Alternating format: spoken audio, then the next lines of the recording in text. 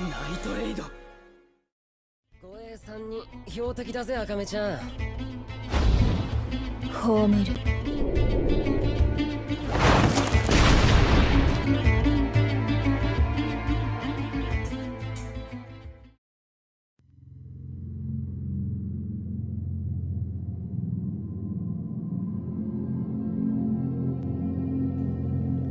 Hello there, fellow NPCs. Do you ever get the feeling that you're trapped? Like me, do you get this sinking feeling in your stomach that you're not in control of your own life, like you're stuck in a dream or a nightmare, forced to play out an existence that isn't yours in a world that isn't quite right? Maybe, for the briefest of seconds in these fleeting moments of quiet, you can even get a look behind the curtain. Your thoughts are able to detach from this physical form and your conscious can watch the world simulates before you. If you have ever felt like this, then don't worry. It's a physiological phenomenon called depersonalization disorder. Sorry about all the spooky music. I find it funny when people open their videos with these open-ended and vague questions to trigger honestly a similar psychological response. Because none of the things I just mentioned mean you're in a simulation, nor are these thoughts unnatural. Transient depersonalization, which is to say the fleeting feeling of this type of detachment from yourself or your environment every now and again, is extremely common. About 50% of people above the age of 16 get it. And yet, thanks to this completely natural sense, some Elon Musk rants and the Matrix, a large number of people in my generation do seem to be open to the idea that maybe we are in a simulation. Which, look, maybe we are in a simulation. I can't disprove simulation theory, only argue over the likelihood of it. Hell, I myself am about to describe how some people believe that for all intents and purposes we may as well be in a simulation through hyperreality. But I also just want to start this off by saying that general simulation theory is essentially this generation's version of the God dilemma. This is because 1,000 years ago, well before spirituality was shunned, when people had this sense of depersonalization, it would be interpreted as a journey from God, not a glitch from our AI overlords. If a charismatic charlatan was spouting theories to the masses, they would have been a prophet or a saint of the church, not a billionaire fake engineer. And if a story had swept up the imagination of the public, it would have come from medieval theological theory, not postmodern philosophical thought. This is why simulation theory has, for all intents and purposes, replaced God in the atheistic world. It's the same fear, and look, I'm not going to go into the complexities of all of them because this tangent is already too long, but essentially the same arguments because at a fundamental level, it won't be proven and can't be disproven.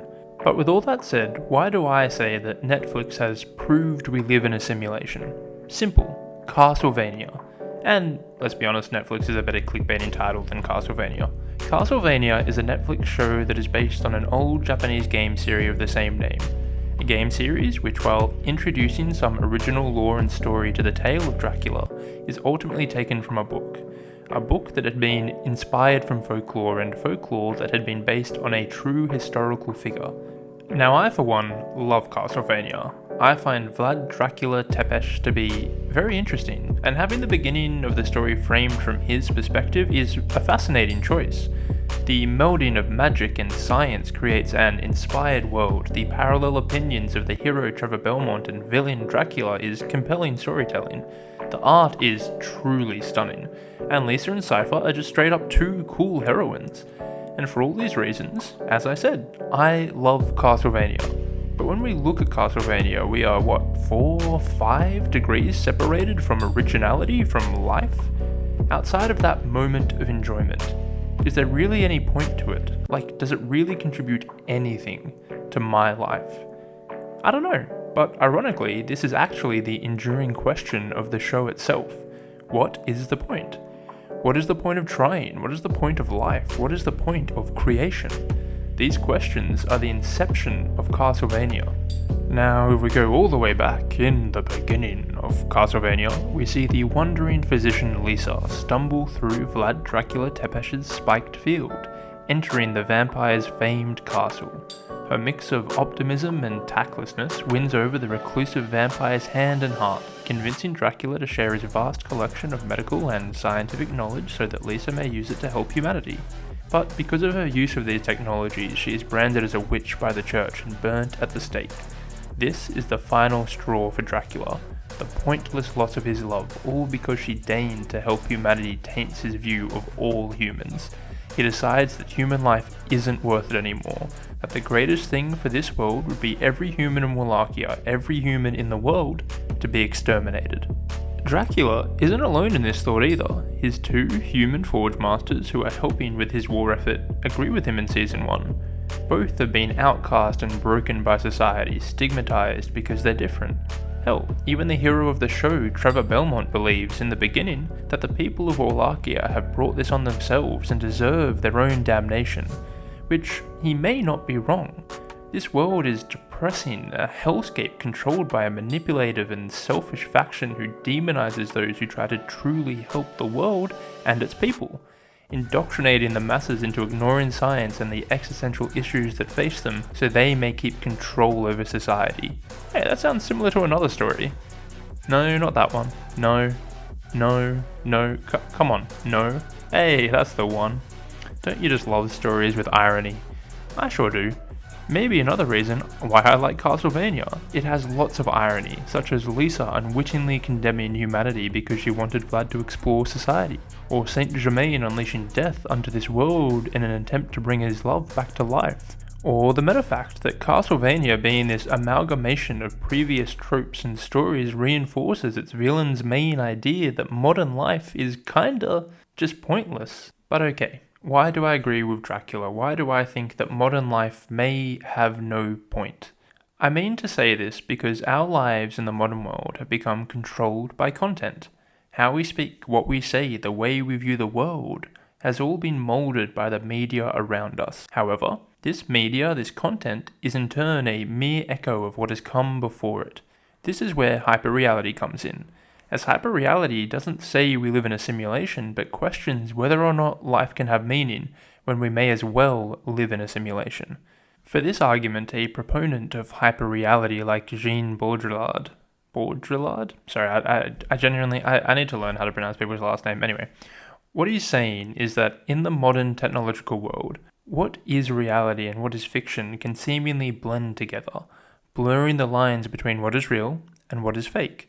This becomes especially prevalent in the modern world because from this perspective, our words, our symbols, our world loses meaning when they no longer have a reference to organic life. For example, let's look back to ancient Greece. Early agricultural society comes up with deities to rationalize and define the weather, the seasons, their days, and life in general. Now these deities are made up, but it has a reference to real life. Poseidon may not be real, but he is a referent of the ocean. As these stories evolve, we get someone like Heracles.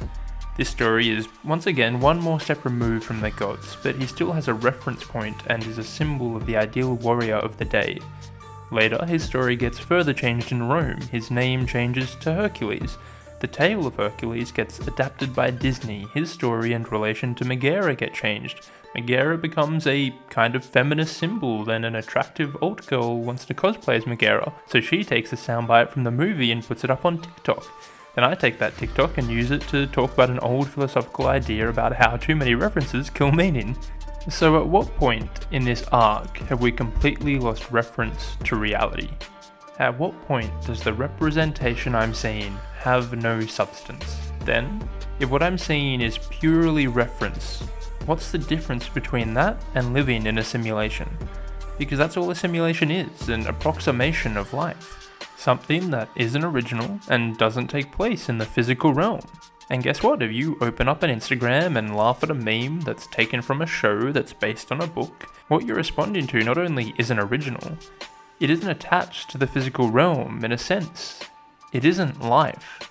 However, just as Castlevania got us into this loop, it also might offer us some small assistance in getting out. In the world of Wallachia, there are these people, magicians really, called Forge Masters, who I briefly mentioned before. They are able to reanimate life, draw souls back from hell and throw them into bodies. One of these Forge Masters is called Isaac, who was initially helping Dracula because he found the human race worthless and thought the world would be better off with a fresh start. But during season 3, he has a small change of heart after his conversation with the captain, when the captain tells him the maxim, If you don't have your own story, you become part of someone else's. For Isaac, this allows him to open his eyes beyond Dracula's plan of extermination. He begins to talk to the hellbeast he has forged and sees his companions as more than just tools that he's created, but as agents unto themselves, creatures that have a true second life. For me, it makes me question the way we view meaning. In hyperreality, you want to be tied to physical life because that is organic, original, real, and thus meaningful. But the reality is, organic life isn't original. I mean, I'm sorry to say it, but the chances are that within your life, none of your decisions, choices, or feelings are original. This doesn't mean they aren't real or meaningful or technically unique, but they aren't original. Choosing what breakfast you want, what clothes to put on, what street to take, which song to listen to, how to say hi to your barista in the morning, if you should talk to your high school crush, confront your husband about them cheating. These can be intense, passionate, mundane, and meaningful, but not original. Billions of people are making these choices and millions have made the exact same one you have. In fact, the only potentially new choices we have are because of modern technology. If you go into your garden or look out onto the plains of Africa or rivers of Alaska, none of the choices are unique. Birds, seasonal migration, salmon swimming upstream to breed, it all may as well be simulated. They are doing the same thing their parents did and their grandparents did and on for generations, as it's their nature. It's beautiful, wondrous, natural, but does that mean it's meaningful? Which leads me to one point that this brilliant, trope-infested rip-off of a show Castelvania has shown me. Life, meaning, and content has nothing to do with uniqueness, and that even if it isn't original, it can still be beautiful.